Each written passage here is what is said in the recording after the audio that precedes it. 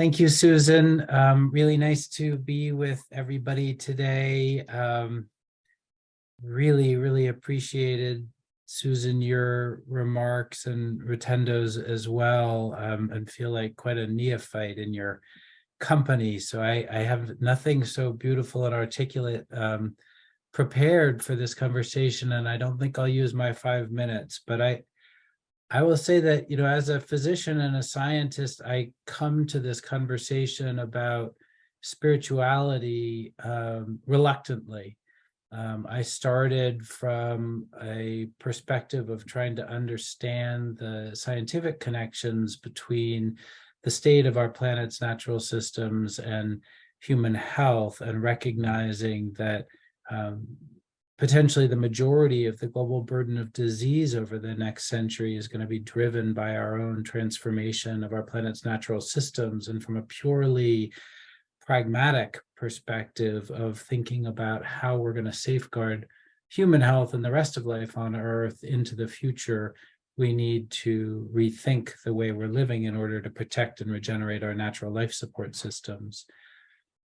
As I thought more and more about the Earth crisis and the global health crisis that the Earth crisis is now precipitating, I started to wonder whether there wasn't sort of a deeper crisis, and in some ways a crisis of the stories that we tell ourselves about our relationship to nature and to each other. And Terry and I have been talking about that sort of topic for several years over cups of tea, and that was really the genesis of this Constellation project, which was to ask whether these sort of broken stories that really emphasize human exceptionalism and our separateness from the natural world, and also this sort of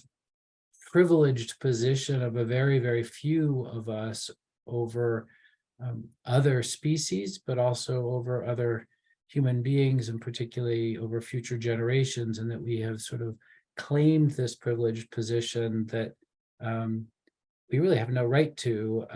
And so I got thinking about human exceptionalism and where that came from,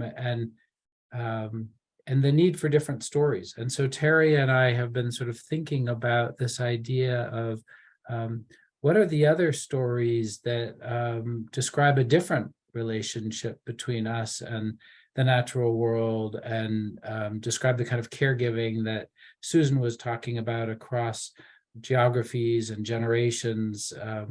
And can we begin to bring other voices and sort of throw these new stories from faith traditions, from indigenous peoples, from the arts and humanities up into the night sky to illuminate a different way of thinking about those relationships. And so that's really where we've come from. One of the things that's happened recently that I'm very excited about, I had the honor of speaking at the UN Permanent Forum on Indigenous Issues in April in New York, and it was at the release of a new report on Indigenous determinants of health. And I think this report is really important. It's a sort of collaborative report. It represented at least 5 of the 7 regions with Indigenous peoples from around the world contributing. They spent a year writing this report, and it sounds a lot like what Rotendo was just describing. There's a heavy emphasis on interdependence and mutualism, a renunciation of human exceptionalism. And the first paragraph opens with a statement that the health of the land and the health of the peoples are synonymous, which I really loved. And I also think is sort of a fascinating convergence between the planetary health science that I've been engaged in, which is really looking at how those dots connect between environmental change and human health, and these millennia-old traditions from different indigenous peoples from all over the world, all kind of coming to the same place, which is this interdependence on our natural systems. So how do we create the news stories that emphasize the kind of values that Susan was talking about in her opening, and how can we as a community here help to curate some of those stories and share them with each other over time. So that's what I've been thinking about, and again, honored to be in this company, and look forward to hearing everybody else's thoughts. Thank you.